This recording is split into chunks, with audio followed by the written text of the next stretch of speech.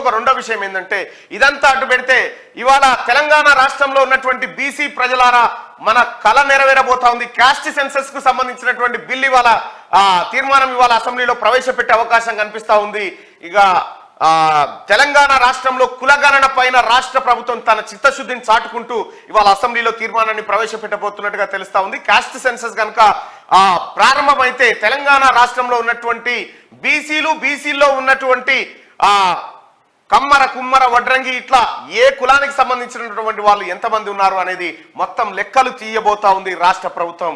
ఆ లెక్కల అంశం ఆధారంగా ఆయా వర్గాలను ఆదుకోవడానికి రాష్ట్ర ప్రభుత్వం క్లియర్ గా చిత్తశుద్ధితో ఉంది.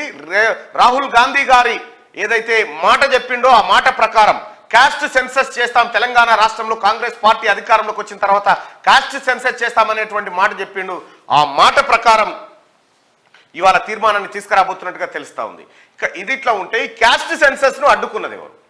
కాస్ట్ సెన్సస్ ను మొత్తం గతంలో కాస్ట్ సెన్సస్ ఉండేది, ఈ కాస్ట్ సెన్సస్ లేకుండా అడ్డుకున్నది మొదటి కారణం సర్దార్ వల్లభాయ్ పటేల్. కాస్ట్ సెన్సస్ లేకుండా దాన్ని అడ్డుకోవడం జరిగింది. దాని గురించి కాస్ట్ సెన్సస్ సంబంధించి బిల్లు పెట్టిన తర్వాత మళ్ళీ దాని గురించి రకరకాల కారణాలు దాని గురించి మాట్లాడదాం. ఇవి ప్రధానంగా రాష్ట్రంలో కనిపిస్తున్నటువంటి ప్రధానమైనటువంటి అంశాలు. ఇవాళ కూడా అసెంబ్లీ కొనసాగుతుంది. ఇవాళ కూడా కేసీఆర్ అసెంబ్లీకి రాడు, డుమ్మనే.